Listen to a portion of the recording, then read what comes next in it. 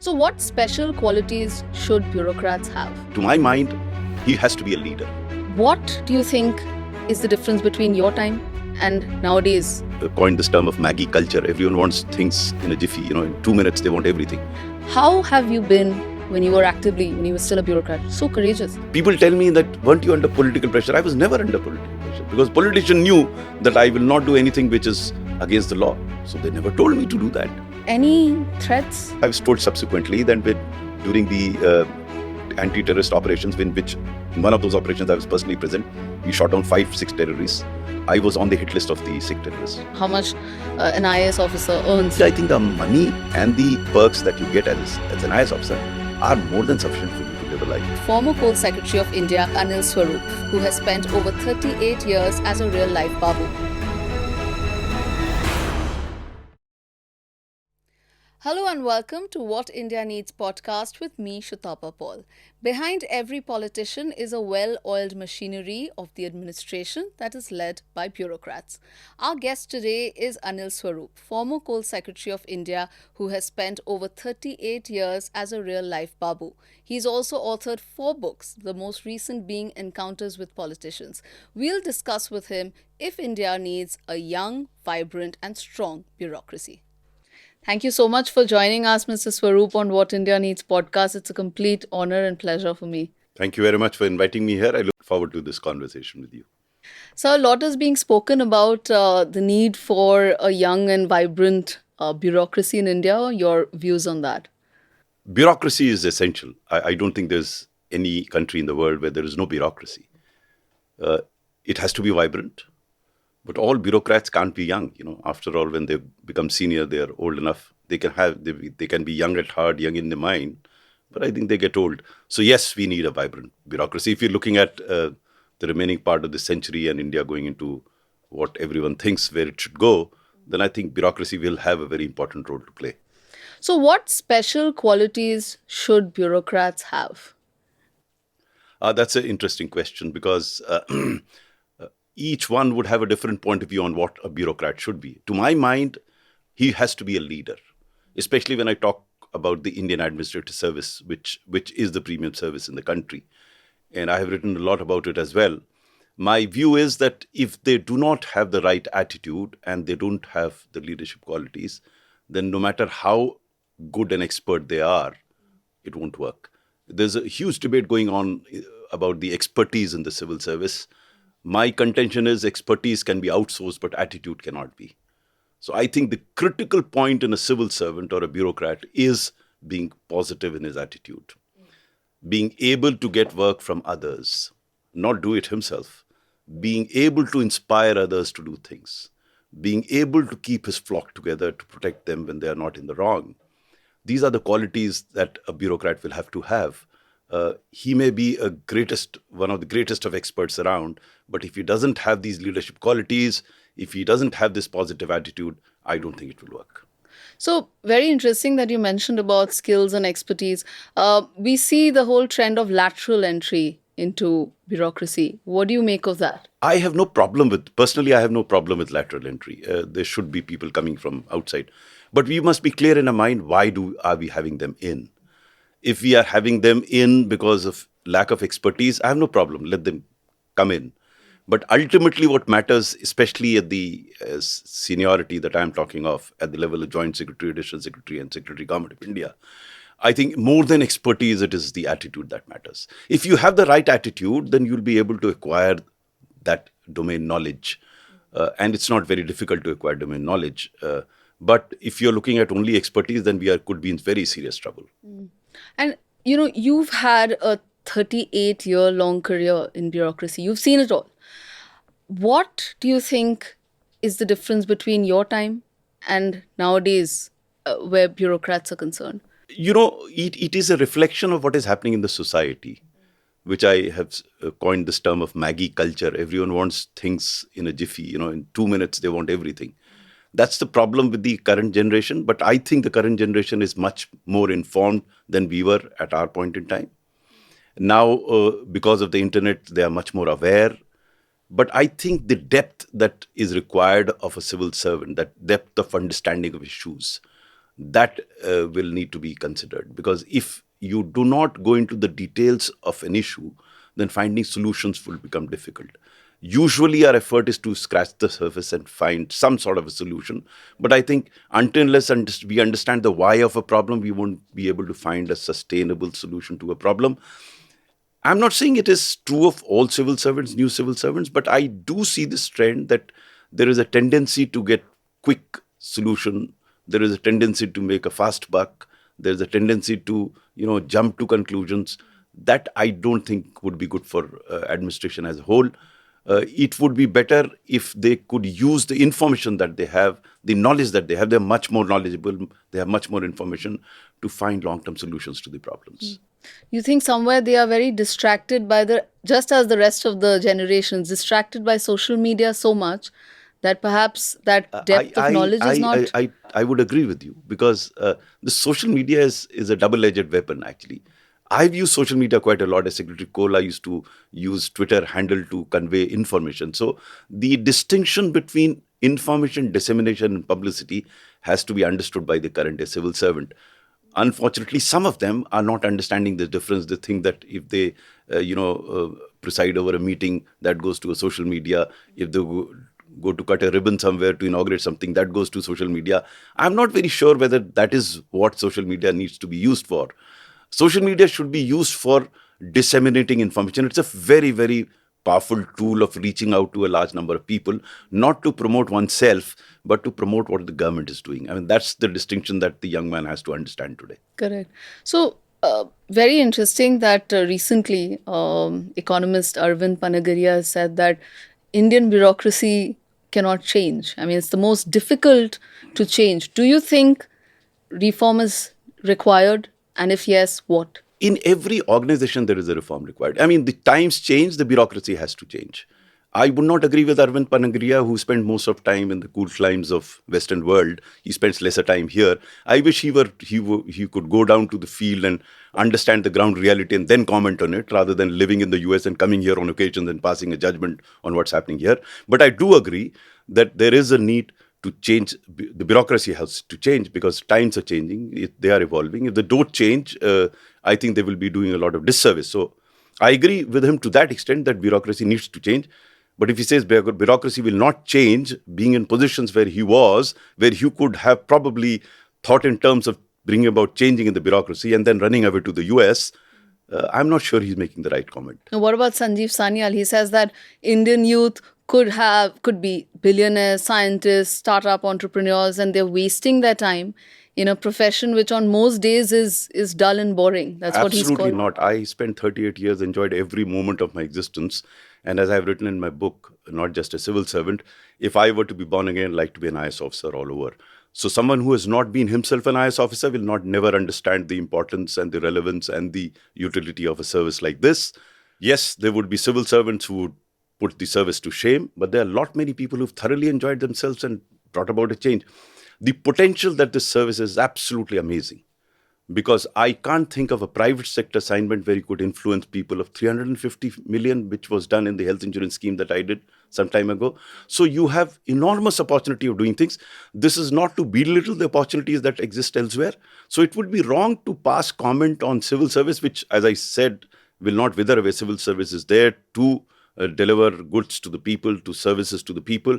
They have an important role to play. By belittling them, I don't think it serves anybody's purpose.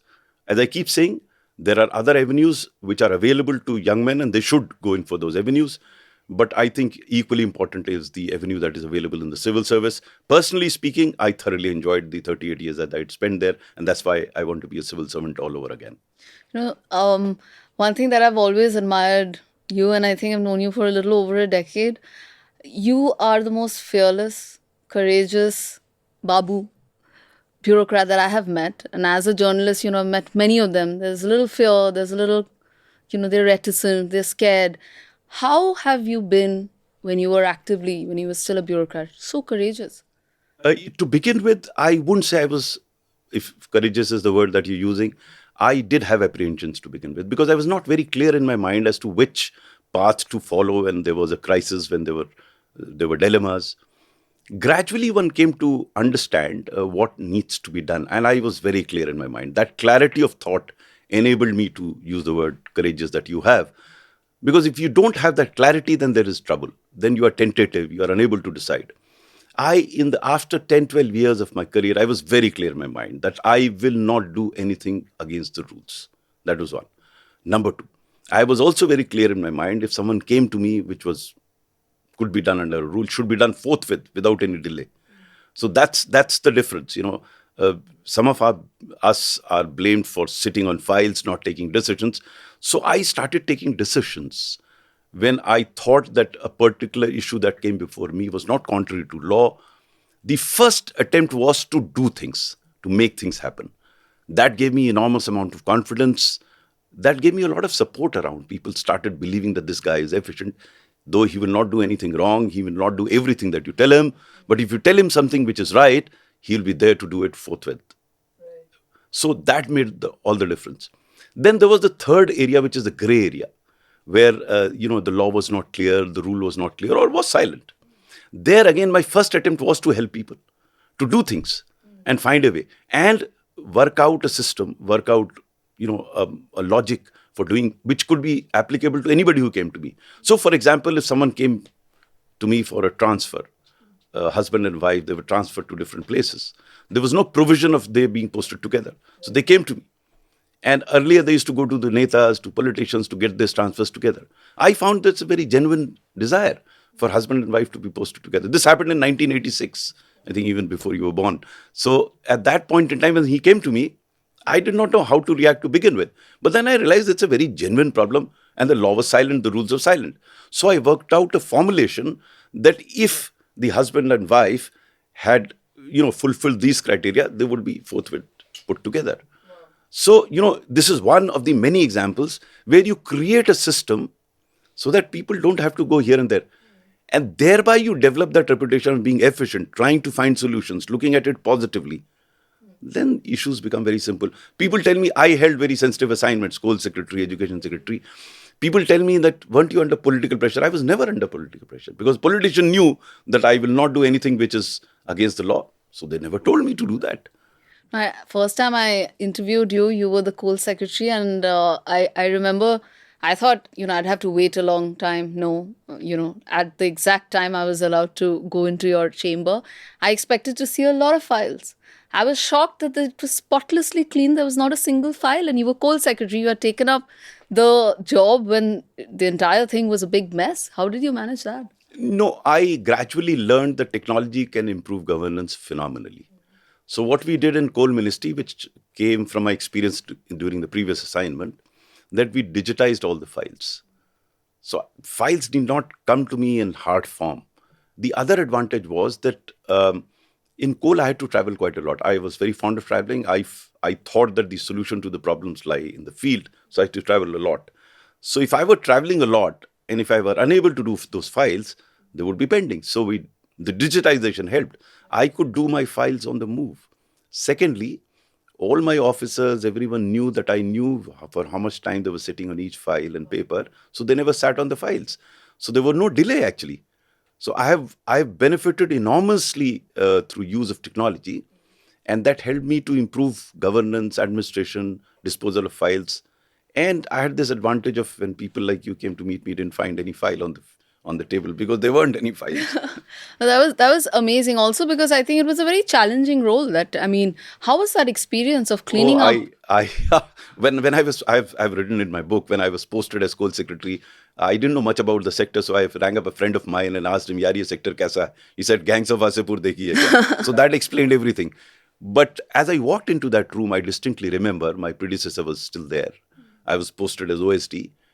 And he was sitting behind the files, and the feeling was as I was walking into a graveyard. CBI was after files, after papers, all hell broke loose. But my temperamentally had become so positive. I thought, yaar, ab sthiti itni kharab hai, aur kharab to hogi nahi.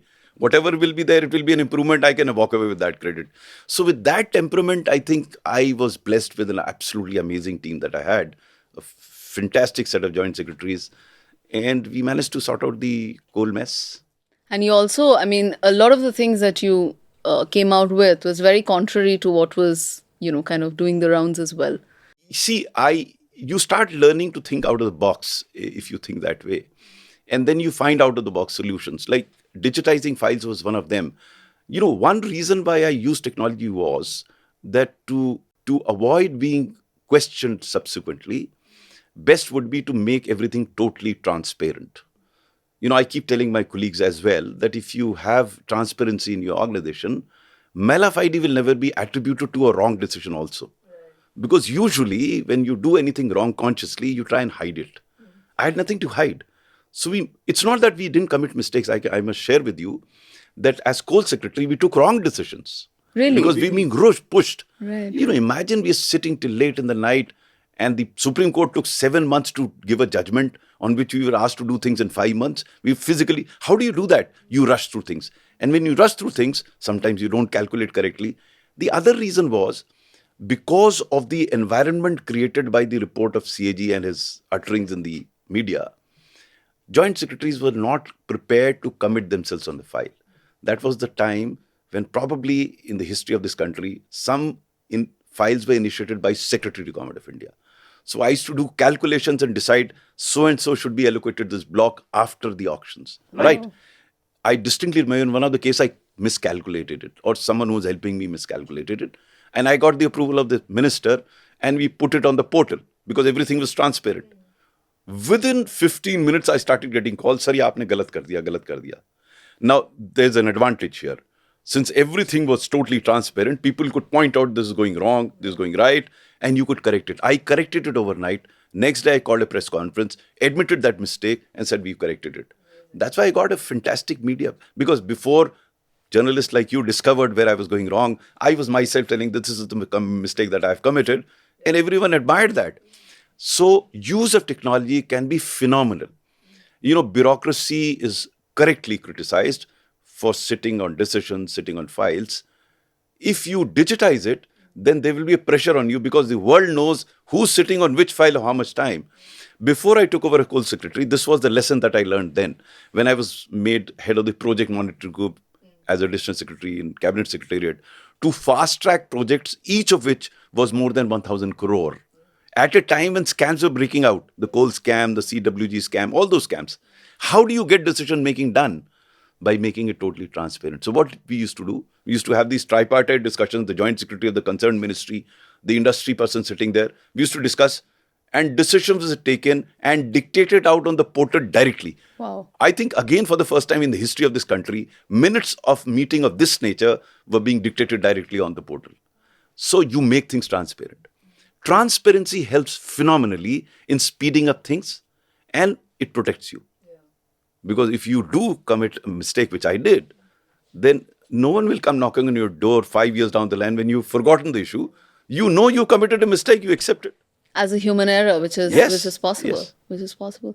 So, very interesting that you've obviously 38 years, you worked with so many people, you've written 4 books based on your experiences. What was the most challenging role that you've had to undertake? I think as coal secretary was the most challenging one because it was unprecedented crisis. There were no solutions available anywhere in the world. I mean, how do you auction coal mines in a transparent manner? The time constraint, I told you 5 months to do everything because coal production had gone for a toss. We in any case short of coal, 25% was being imported, 25 to 28 power plants on 1 day coal, 2 day coal, in sheer crisis.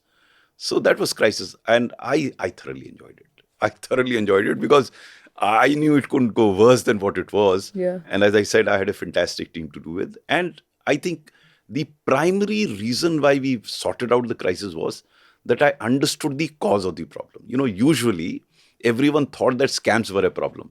Scams were a symptom of a problem, which was shortage of coal. Right. And ironically, India has 300 billion tons of coal reserves and our requirement is only 1 billion ton. So there is demand, there is supply, but there's something missing in between. That's where we found the solution. I discovered that the problems to the solutions were in the states. And like now, even then, most of the states where coal existed were in the opposition parties. So I didn't hold a single meeting in Delhi. People ask me, give me one reason why how you sorted the coal problem. I said all meetings were held at the state headquarters. As Secretary Government of India, again, I may have been the only secretary not holding a meeting in Delhi. I used to go down to the states, sit with the officers there, with all the related district magistrates on the video conference, understanding the nature of the problem and finding solutions there. Wow. And that's how we got coal production increased. Record level of coal production increase, consequent to which scams stopped. So scams was a symptom of shortage of coal. You get coal, scams won't come through. World over, mafias arise on account of either man-made or artificial or natural, whatever shortages. If you don't have shortages, there won't be any mafias. Correct. So also, I think it's, as you said, it's a departure for a central secretary to go to the states, but it also shows eagerness to find a solution and a kind of respect also to the states. And Oh yes, I have written quite a lot after that book that I wrote.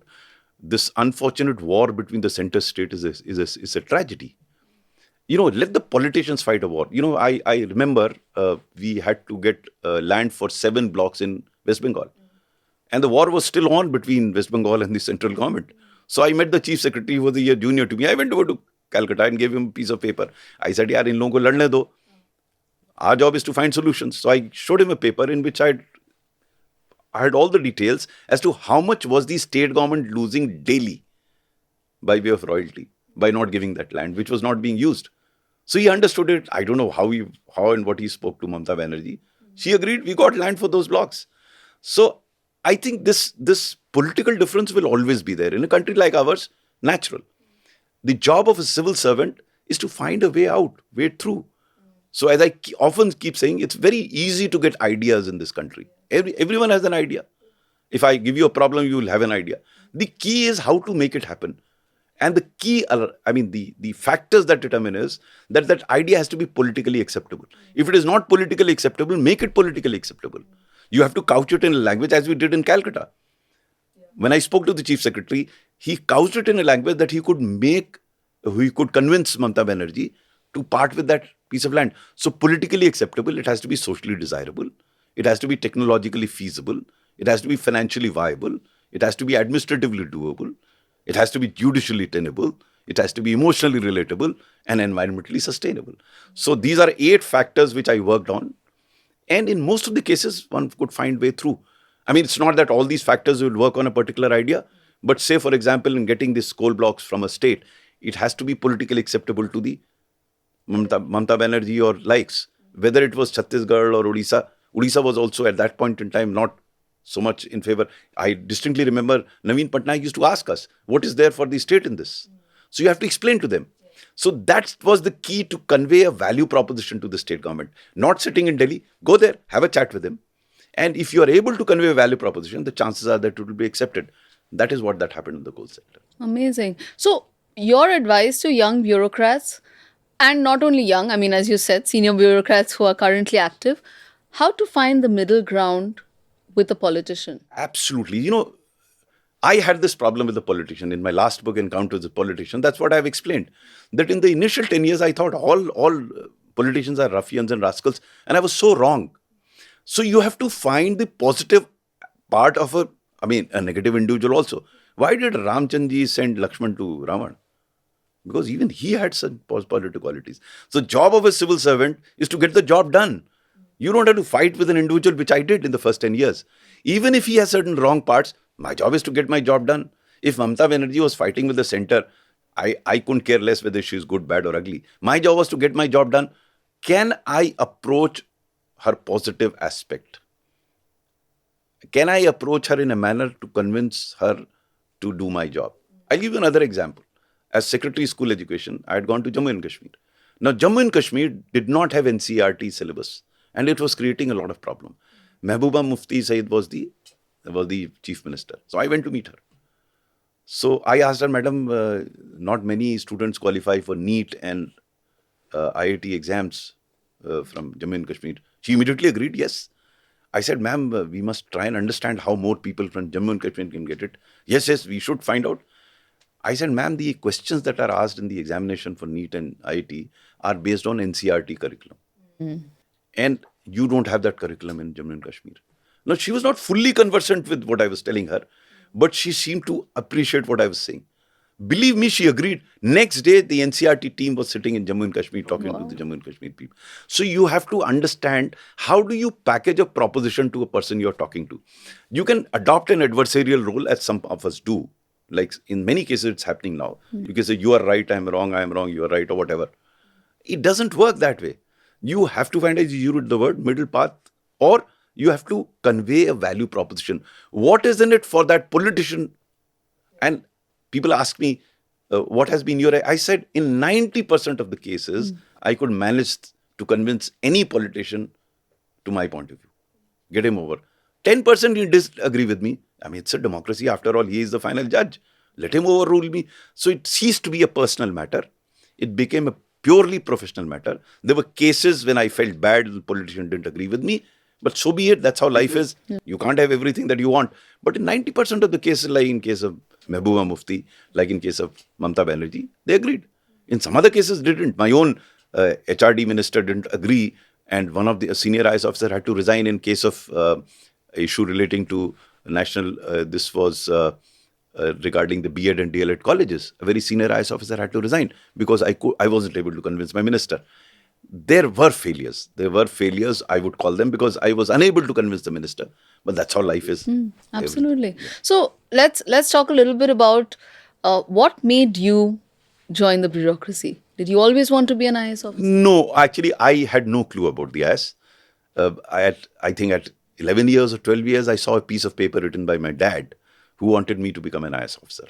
So it was his dream, which I was fulfilling. I made his dream into my dream and then worked towards becoming an IAS officer. And as I said earlier, I thoroughly enjoyed every moment of it. Like to become an IAS officer all over again, if I were to go on again. And if I were able to qualify, it's much more tough now. And, in the early part of your career, this is something that, your new book you have mentioned as well. Your perceptions on governance, relationships with politicians, they also kind of changed over time. So tell us a little bit about that. Yes. In the beginning of this conversation, you asked me this question of evolution of bureaucracy. Every individual evolves, so should bureaucracy. Because I came to believe that I can't change the politician. I, by and large, can't change the set of circumstances. So can I change myself? That was the underlying principle on which I worked. In the beginning, it was that, a couplet that is attributed to Ghalib. It's not Ghalib's. Umr bhari yahi bhool karta raha Ghalib. Dhool chehre pe thi, aina malta raha. Now, initially, I used to attribute all these problems to the circumstances, to others. But gradually, I realized that I can't do a nut to them, even despite being an IAS officer. When you join the service, you feel that you're going to change the world, this, that, and everything. But then I realized, as I read and understood more of Gandhi, be the change you wish to see in the world. That's where I started changing myself. Can I become more accommodative? No. Many civil servants don't understand the difference between accommodation and compromise. I thought every accommodation was compromise, which was absolutely wrong. You don't have to necessarily compromise to accommodate. You accommodate friends, you accommodate your spouse, you accommodate your children. Why not accommodate politicians? If he's not telling you anything wrong, illegal, try and accommodate if you can. Why unnecessarily pick up a fight with on every issue? So if you can become accommodating, then life becomes easier in the sense that you are able to do much more. That is one.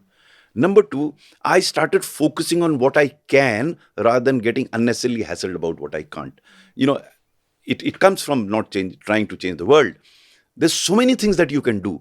I jokingly ask my officers who blame the set of circumstances, who blame the politicians. That's the easiest thing, blame the politicians. I tell them, has any politician asked you to come late to the office? No. Why do you come late to the office?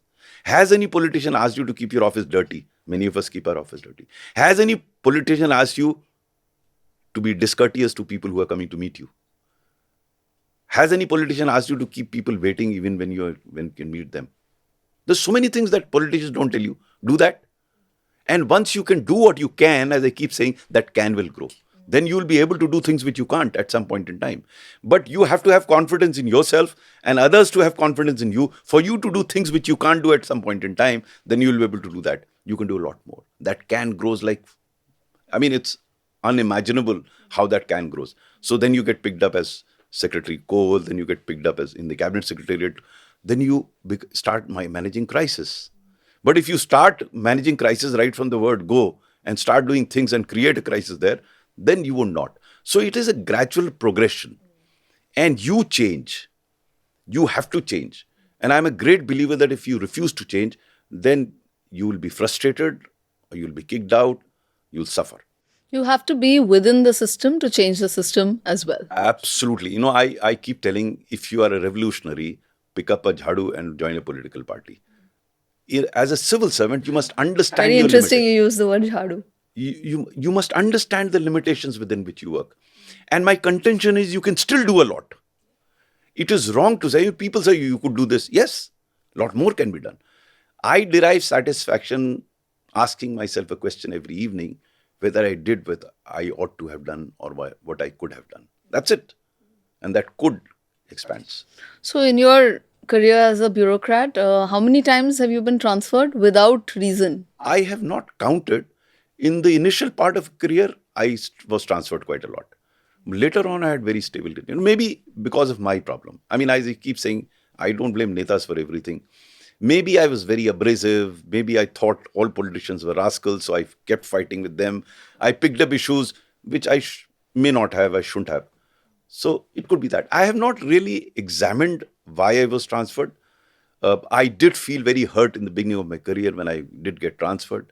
But later on, I realized for a civil servant, transfer is like death. It is inevitable. Why worry about it? And as I told one of my chief secretaries, when he was very upset at my getting transferred, I said, Sir, क्यों परेशान होते हैं? I believe in Hindu philosophy. I'll be reborn. You'll post me somewhere else.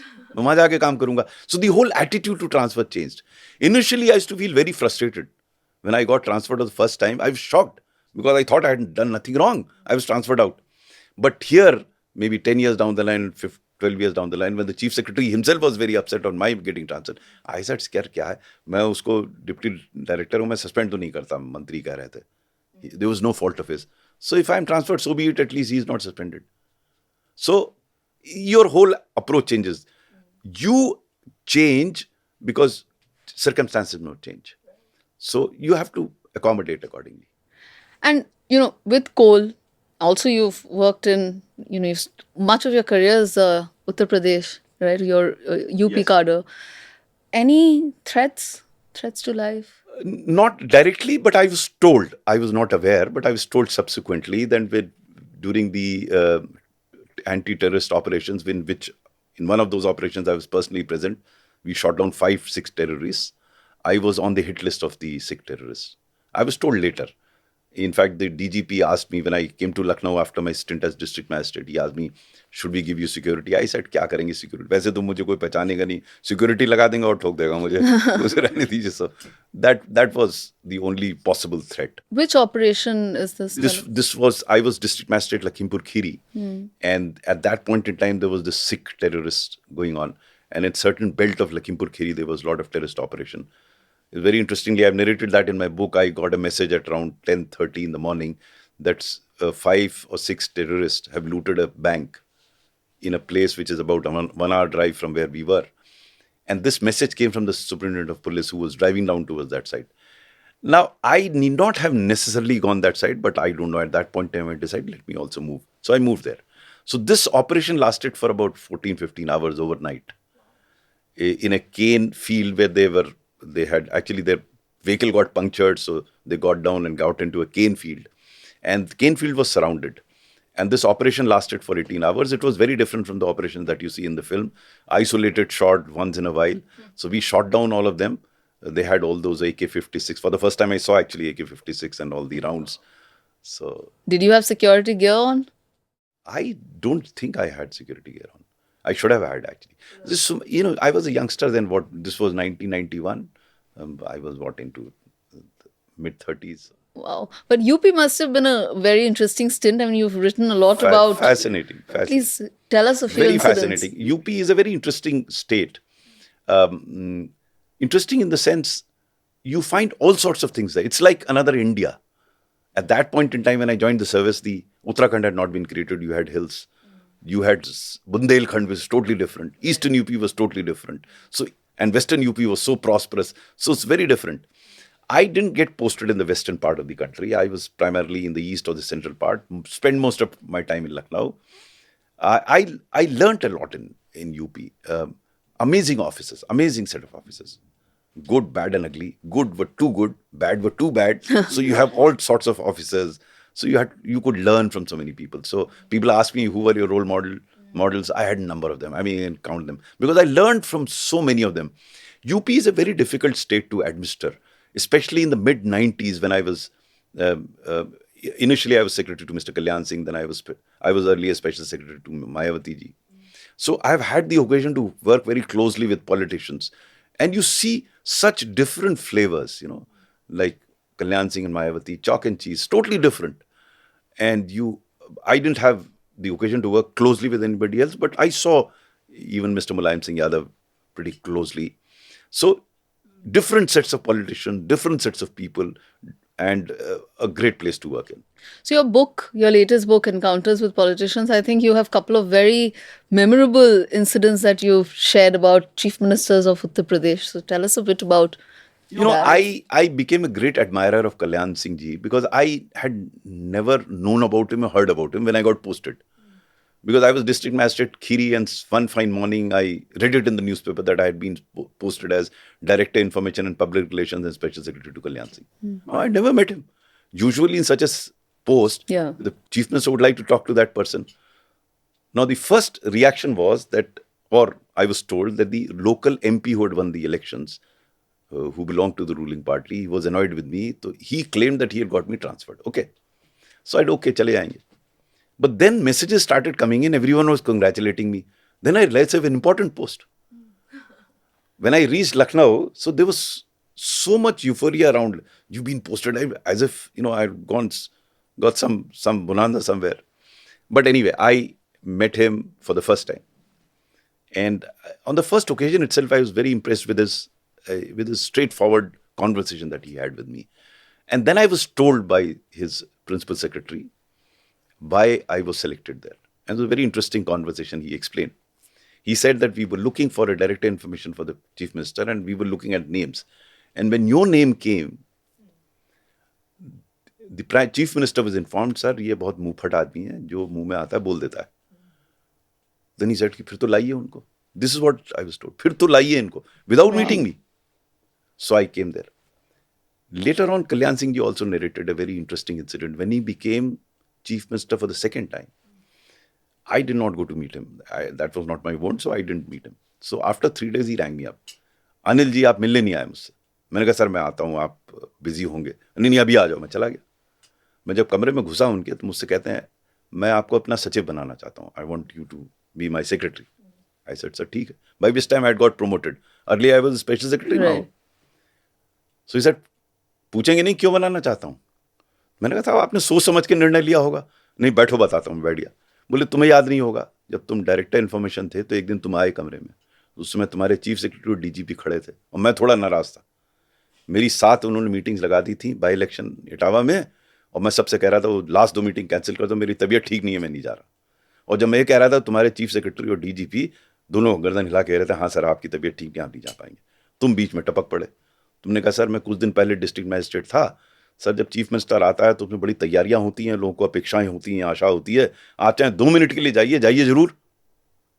तो मैंने तुम्हारी तरफ घूर के देखा और मैंने कहा, मैं जा सकता हूं. और जैसे ही मैंने तुमसे ये कहा, तुम्हारे चीफ सेक्रेटरी में कोनी मारने लगे चुप रहने के लिए. तुम चुप नहीं हुए. तुमने बोला, सर मेरा तो आपको राय है, बाकी आप जैसा ठीक समझिए. तुम्हारा चीफ सेक्रेटरी और जोर के तुम्हें कोनी मार रहे थे. फिर 10 सेकंड कोई नहीं बोला. फिर मैंने कहा कि हाँ अनिल जी आप सही कह रहे हैं, मुझे जाना चाहिए. जैसे ही मैंने कहा, तुम्हारा चीफ सेक्रेटरी ने एकदम हाथ खींचा, बोले हाँ सर बिल्कुल सही कह रहा है. बोले उस दिन मैंने समझ लिया तुम्हें. So here was a man who was prepared to take criticism. I used to criticize him a lot in front of him. I used to tell him, sir, ये ठीक नहीं है. Rare politician. He's absolutely rare. I mean, I learned so much from him. I mean, learned from a politician who has so much at stake. Yet he was honest, committed, wanted to do things. I learned enormously from him. I distinctly remember on the day when Babri Masjid came down, I was the only person with him on that day at his residence. And he was so distraught when the masjid came down. He was so distraught. I remember the conversation that we had with Bhairav Singh Shekhawat, who was then the Chief Minister of Rajasthan, with Lal Krishna Advani, who was on the spot, on phone. He was cursing them. कि आपको मैंने मना किया था इतने लोगों को इकट्ठा करने को, आपने किया. This is contrary to what is the general impression about Kalyan Singh. And then what he does, he asked me, Anil ji एक कागज लेकर आओ. मैं लेकर आया, उन्होंने अपना रेजिग्नेशन मेरे सामने हाथ से लिखा. Wow. हाथ से लिखा. इस पूरे प्रकरण का उत्तरदायित्व मैं स्वयं लेता हूं, हाथ से लिखा. किसी अधिकारी या व्यक्ति को इसका उत्तरदायित्व नहीं माना जाए. Remarkable man. Later on, I was told it was typed and sent. So I had worked with a man like him. Then, thereafter, I became Special Secretary to Mayawati. You know, it's very funny. Two opposite poles, different parties, but I kept getting picked by here, there, everywhere. Like, for example, I keep telling everyone, my colleagues also. Dr. Manmohan Singh picked me up in the Cabinet Secretariat to do fast track. When Modi came to power, he picked me. I was Secretary Coal to find the solution. In the 38 years of my career, I never ever went to any politician for any favor. Yet God was kind to me. Politicians were kind to me. They picked me up for assignments which I'm proud of. So it doesn't really matter. I mean, for some people it may, but to me it didn't really matter where I got posted. Because as I said, every post in the IS is a phenomenal post. You can do so much to so many people. And if you don't do that, the problem is with me, not with the circumstances, politicians or anybody else. So, best chief minister that you worked with? Absolutely. Kalyan Singh was head and shoulders above everybody. Worst one? I would rather not name. But where was the most challenging experience of working with a politician for you? Most challenging? See, there were challenges, different type of challenges. Like as coal secretary, the challenges were the most. But in Mr. Piyush Goyal, I found a very good minister and we could work in tandem. We had difference of opinion, which was very natural, but we sorted them out. So in that sense, later on, I tried to understand why did it happen, because usually Mr. Piyush Goyal was considered to be a firebrand. He behaved so well with me, always. He never raised his voice with me. And when I look back, I think I was fortunate because in the first conversation that I had with Mr. Modi, probably the impression went around that I was close to him. So I distinctly remember in the first meeting with Mr. Modi, the power secretary made a presentation. And in the 6 slides that he presented, he blamed coal for every problem of power sector. After which Mr. Modi turned towards me, Anil ji आपने देखा, आप कोयले की समस्या का समाधान कर दीजिए, देश की आर्थिक स्थिति सुधर जाएगी. These are his words. I quoted them in my book. So, this was my first meeting with him and I disagreed with him. I told him, sir, मैं आपसे सहमत. I started by saying मैं आपसे सहमत हूँ, लेकिन sir ये उचित नहीं होगा कि ये कहना उचित नहीं होगा कि ऊर्जा सेक्टर की यानी पावर सेक्टर की समस्याएं कोयले की वजह से हैं. हमें पावर सेक्टर को कॉम्प्रिहेंसिवली देखना पड़ेगा. कोयला उसमें से एक समस्या है. Now look at his response and that made my day actually. He said, हाँ अनिल जी आप सही कह रहे हैं. Then he turned towards Piyush Goyal. Anil ji सही कह रहे हैं, आप पावर सेक्टर की समस्या को कॉम्प्रिहेंसिवली देखिए. Use the word comprehensive. मेरा तो दिन बन गया. उस दिन से शायद वो समझने लगे मैं मोदी जी को बहुत नजदीक हूँ. बस फिर आराम से कट गया जीवन. But you've disagreed as well. See, later on. I had this habit of speaking my mind out. I couldn't change at that. I had put in 34 years. अब तो टेढ़ी थी, अब सीधी तो होनी नहीं थी. तो मेरे आदत थी बोलने की. So I couldn't hold myself. I did it politely, but I always, and as luck would have it, subsequently also, I remember I was called for conversation with Mr. Modi in issues in which I had nothing to do. Wow. So, for example, I was Secretary School Education. I get a call from Principal Secretary to Prime Minister. Anil, can you come over and brief the Prime Minister on health insurance? मैंने कहा sir मैं तो education secretary, मुझे health insurance से क्या मतलब. बोले तुम्हारी हेल्थ इंश्योरेंस स्कीम बड़ी अच्छी चली थी और तुम आके समझाओ. पिछले 3 साल से हम लोग कोशिश कर रहे हैं, हम लोग नहीं समझा पा रहे हैं उनको. No, this is principal secretary prime minister telling me. तो मैंने कहा मेरा लोकल स्टैंड आई क्या है. तो बोले ऐसा है कि आज शाम को हेल्थ का रिव्यू है जहाँ ये पॉलिसी डिस्कस होगी, हम एजुकेशन का भी लगा देते हैं, तुम वहाँ रहोगे, अगर तुमसे पूछें प्राइम मिनिस्टर तो बता देना. मैं चला गया शाम को वहाँ पर. हेल्थ सेक्रेटरी ने प्रेजेंटेशन किया. प्राइम मिनिस्टर फिर थोड़ा सा नाराज हुए कि आप लोग समझते नहीं है, इंश्योरेंस वाले सब चोर होते हैं, सब गड़बड़ करते हैं, आप क्यों करते हैं. फिर मेरी तरफ घूमे, अनिल आप रहे हैं इंश्योरेंस, आपकी क्या राय है. मेरी भी वही राय थी जो कही जा रही थी. तो मैंने उनको सुनाया पूरा, मैंने एक्सप्लेन किया उनको कि क्यों इंश्योरेंस होनी चाहिए. मैं 15 मिनट बोला, प्राइम मिनिस्टर ने एक बार भी इंटरप्ट नहीं किया मुझे, बिल्कुल एक टक सुनते रहे बिल्कुल. और जब मैंने खत्म किया 15 मिनट में, तो उन्होंने कहा अनिल जी आप सही कह रहे हैं. उस दिन Ayushman Bharat was born actually, PMJAY. Best was जब मैं वहां से निकल रहा था, जो ज्वाइंट सेक्रेटरी एक PMO का था, मुझसे बोला सर आपको तो पता था नाराज हो जाते हैं, फिर भी आपने अपनी बात कह दी। मैंने कहा यार देखो, मुझे ना इनसे आज कुछ चाहिए, न रिटायरमेंट के बाद कुछ चाहिए। जो मैंने ठीक समझा इनको बता दिया, नहीं समझते नहीं समझते। So this came out as a habit. I had this habit of speaking my mind out. I mean, I didn't speak unless I was spoken with. But if I had a point of view and I was asked, I would stay there, say that. And on many occasions, not one, on many occasions, I had disagreements with my bosses, political bosses, and I must give it to them that they lived with that disagreement. I mean, in some cases, they overruled me, but I can't recall a politician telling me to shut up. No one. I've worked with fantastic politicians like Mallikarjun Kharge, Oscar Fernandez ji, late Oscar Fernandez ji. Absolutely amazing politician. With Prakash Javadekar, another very fine politician. So maybe I had this fortune of coming across such wonderful politicians from different political parties. It didn't really matter which political parties. You know, there were some very sensitive issues in which politicians agree with me. Like in the case of Baba Ramdev, I remember distinctly. Baba Ramdev wanted to set up a Vedic board, and his team had met me. So I told him, please set up Vedic board. He said, no, we want endorsement of the government. So I said, we have no authority to endorse. I mean, I have to have an authority to endorse something. Right. I gave him an example. I said, ICSE is an independent board. Government has nothing to do with it. We have our own board, CBSE. We have something to do with it. But I can't be in between that you set up a private board and I endorse it. So he went to my minister. My minister asked me, I explained this to him. He agreed with me. Correct. So it's not that this is a politically sensitive issue, but he agreed with me. But there were other cases where he disagreed with me. You know, disagreement or agreement is a way of life. But if I stop my colleague or junior or senior from expressing his point of view freely and frankly, I used to have this approach. I am depriving myself of the wisdom that may come from him. If I have the ultimate authority to decide or take a decision, why should I deprive myself of the inputs that should come to me?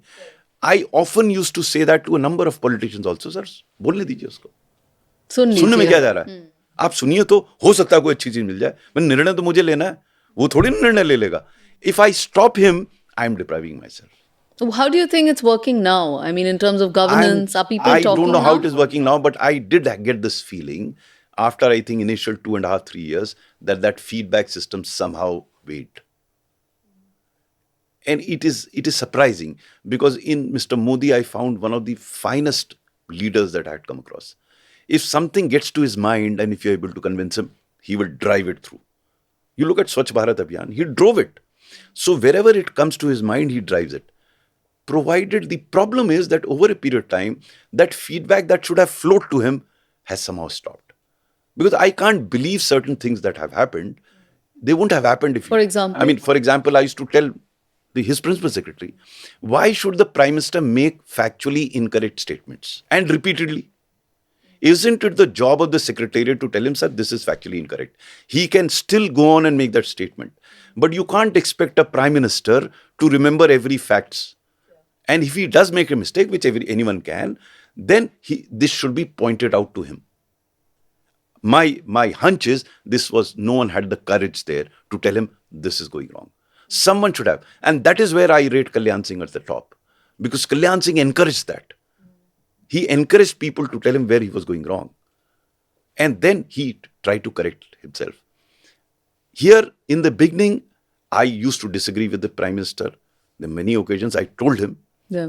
And some people used to get upset. क्यों कहते हो? मैंने कहा, पूछ रहे हैं, मैं बता दे रहा हूँ.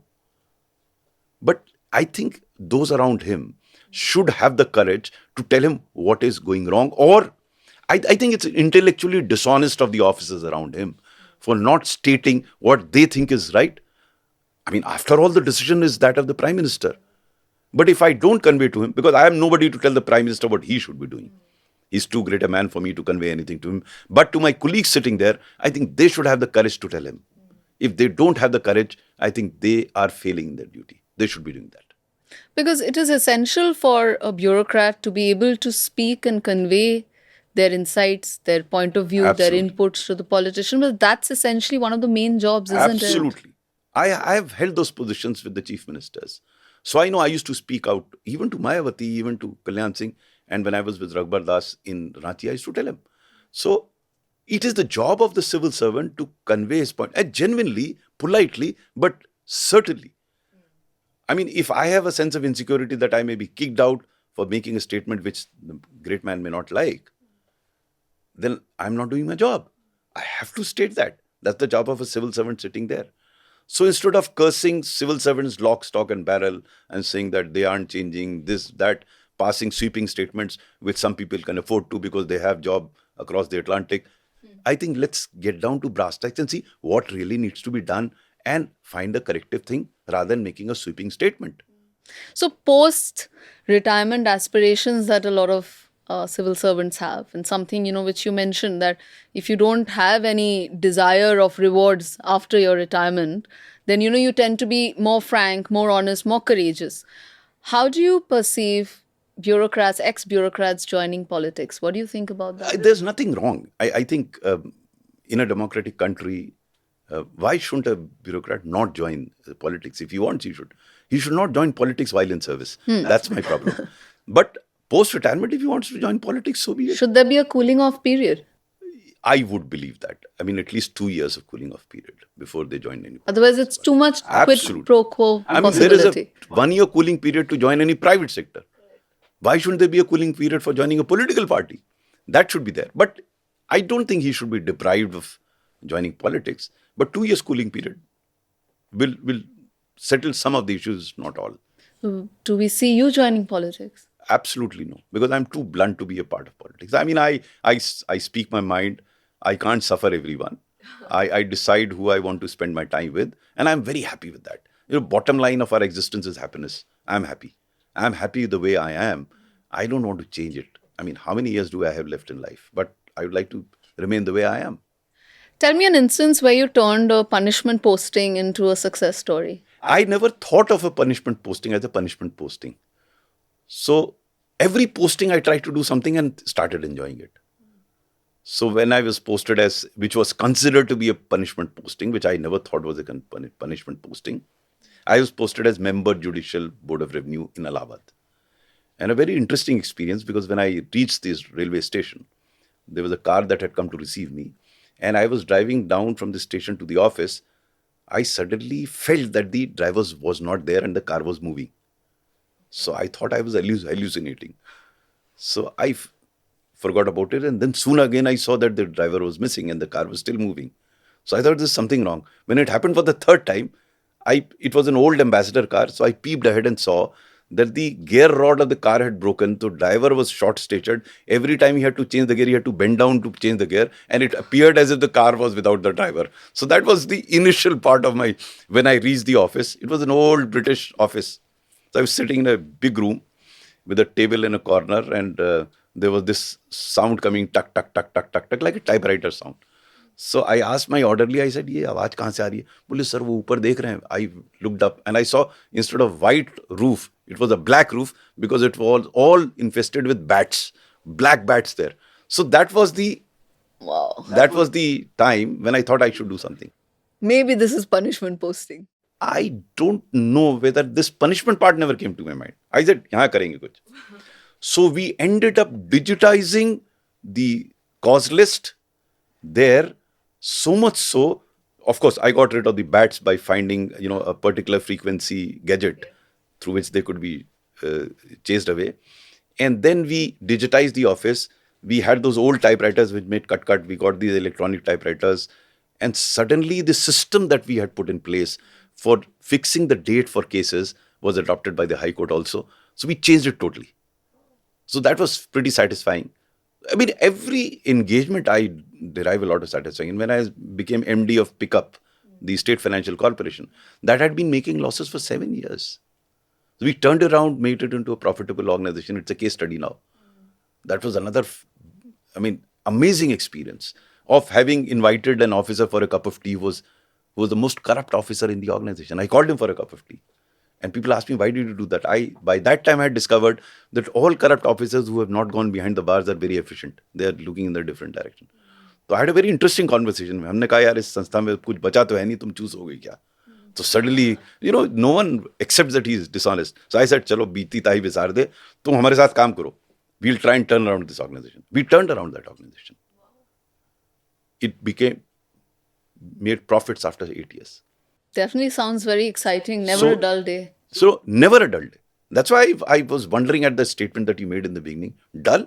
What do you mean by dull? I didn't make the No, no. statement. When Sanjeev whoever Sanyal you did. Yeah. quoted, the point is, I have no control over the set of circumstances. It all depends on what I make of that. Any situation, any situation.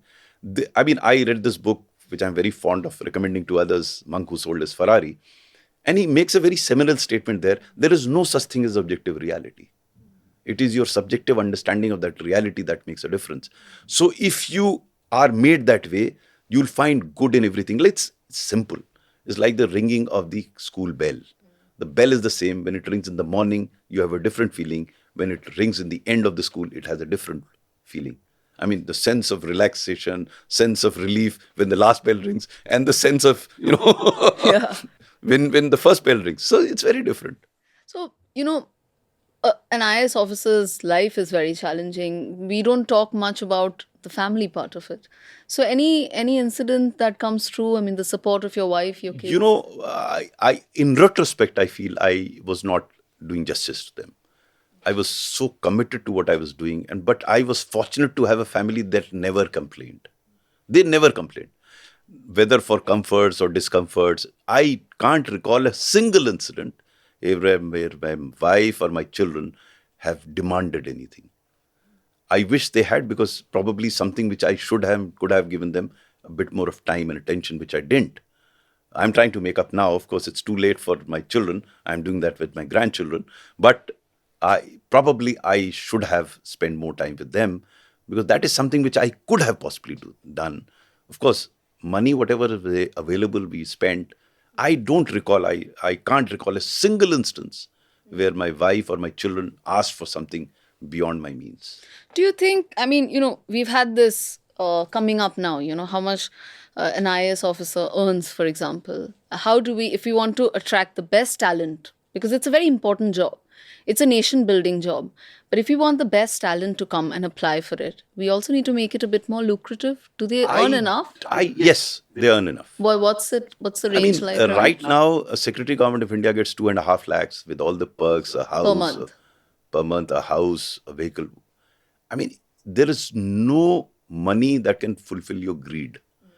But for your need, I think the money and the perks that you get as an IAS officer are more than sufficient for you to live a life.